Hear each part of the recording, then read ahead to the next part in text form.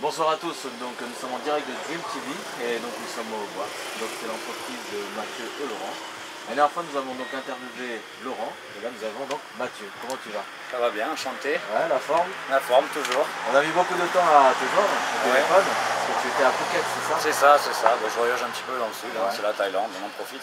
On a le soleil, on a les plages. D'accord. Ouais, bien sûr. Et bien avant de commencer l'interview, j'ai quelques questions à te poser. Toi, tu connais bien l'Asie. L'Asie en général, pas tellement que ça, mais la Thaïlande, je peux dire je connais bien, ça fait 7 ans que je suis implanté, 7-8 ans que je suis implanté en Thaïlande.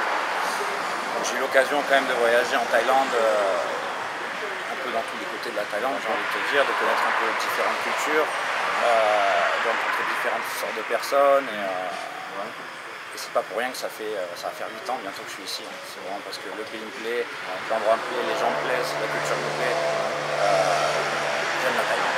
Voilà. Pour résumer, j'aime la Thaïlande. D'accord, ok. Et bien avant ça, j'ai un peu envie de savoir ton histoire. Tu es français. Ouais. Tu viens de quelle ville en France? Je viens de l'arrière-pays cannois. Ouais. C'est-à-dire que je suis né à Cannes. Je me suis fait à Cannes. C'est-à-dire que j'ai arrêté l'école assez tôt, comme beaucoup de jeunes on va dire.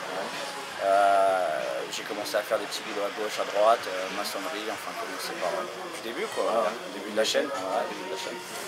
Et petit à petit on se fait, voilà, je suis arrivé voiturier, on rencontre des gens qui commencent à avoir un petit peu d'argent, des opportunités à gauche, à droite.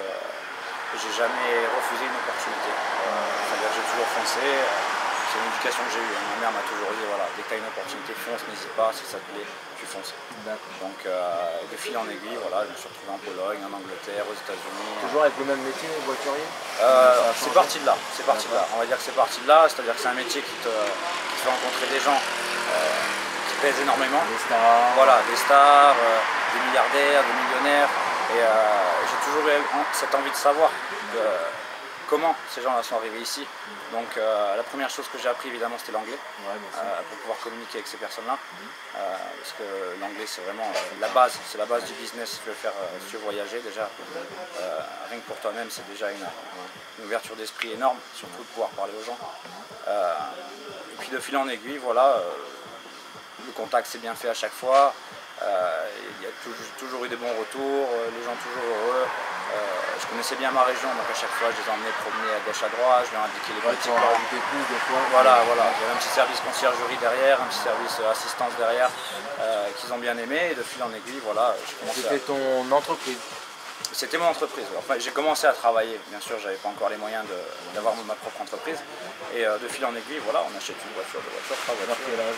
Quel âge? 20 ans. 20 ans, vous imaginez 20 ans. Et donc suite à ça, c'est ça qui t'a permis de voyager. Donc, la première destination c'est la Pologne, c'est ça? Voilà, c'est ça, un Polonais, donc un milliardaire polonais qui m'a épaulé. J'étais son assistant pendant 2 ans, donc beaucoup de voyages. Tout ça. Ouais, tout ce qui allait bien. La voiture de fonction qui allait bien, la Bella Vita qui en était bien.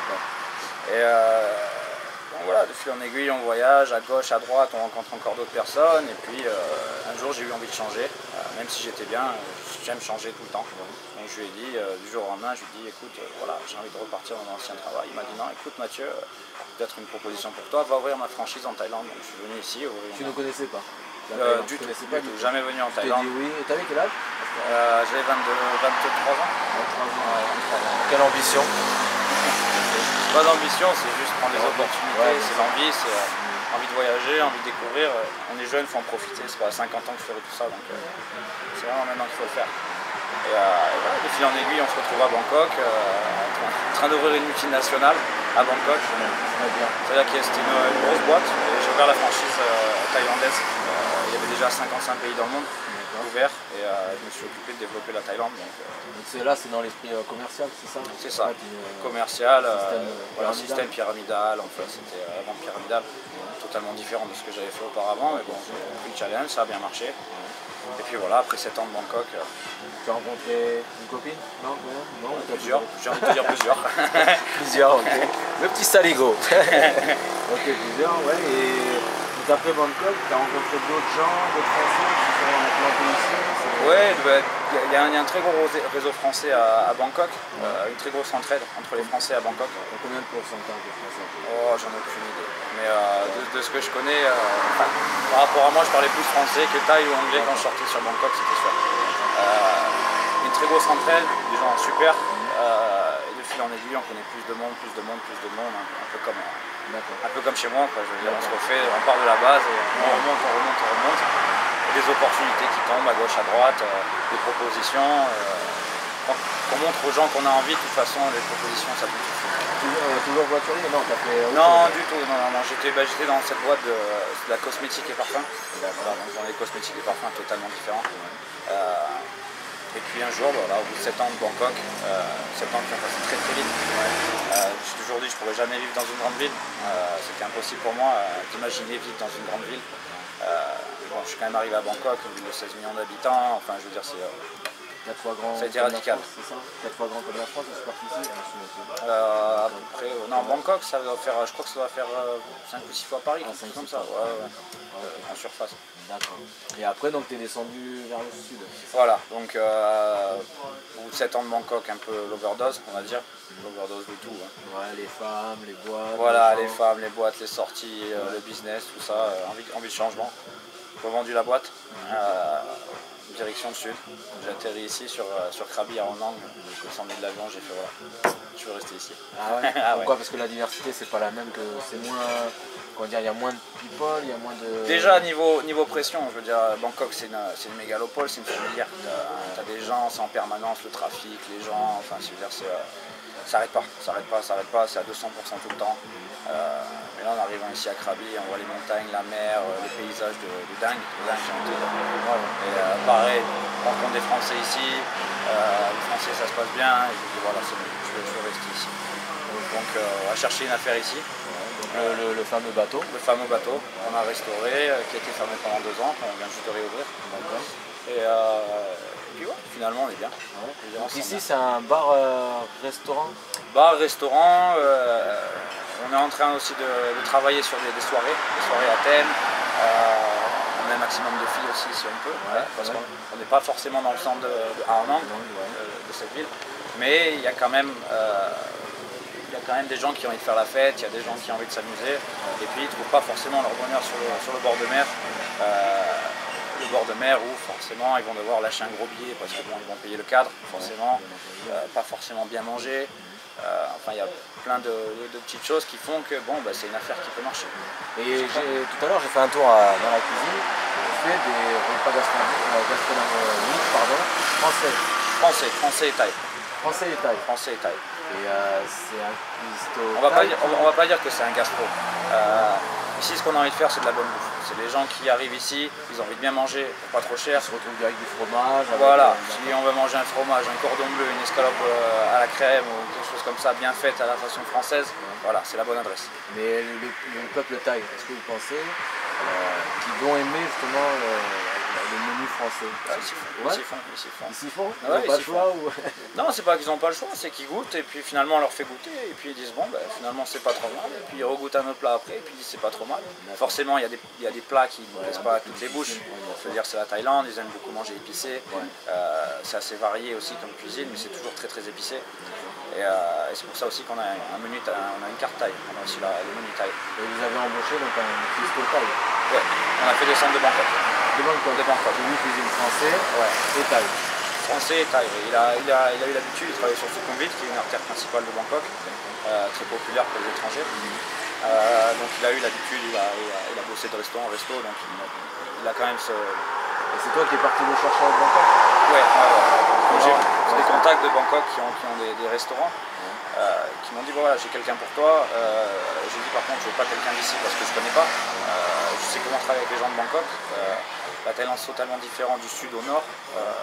Il y a des plus feignants au sud qu'au nord, non? Pas forcément, mais la culture est différente, le temps de s'adapter. Et puis c'est une affaire, j'avais pas trop envie de perdre de temps, étant donné qu'on a commencé en haute saison déjà.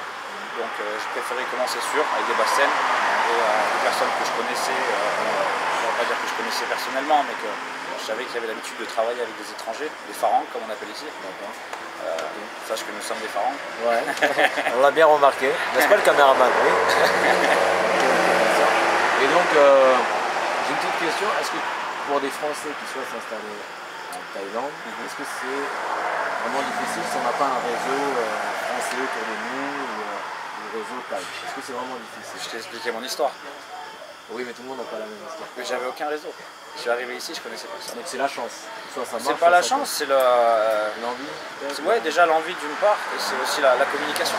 À partir du moment où vous avez une bonne communication, vous arrivez à faire des relations facilement. Le contact il se fait tout seul. Même administrativement. C'est un casse-tête. Quand on ne connaît pas, on va dire que c'est un casse-tête. Mais après, une fois qu'on connaît le système, ça devient super facile. Des sociétés aujourd'hui en Thaïlande, j'en ai 4. J'en ai même monté 4 sociétés en Thaïlande. Je ne vais pas dire que je fais de l'argent sur les 4 sociétés, mais une société en Thaïlande, on peut la monter comme on peut l'abandonner. Je veux dire, c'est pas comme en France où on doit faire le dépôt de bilan ou des choses comme ça. Donc une société, ça s'appelle une société dormante. C'est-à-dire qu'on va laisser la société dormir.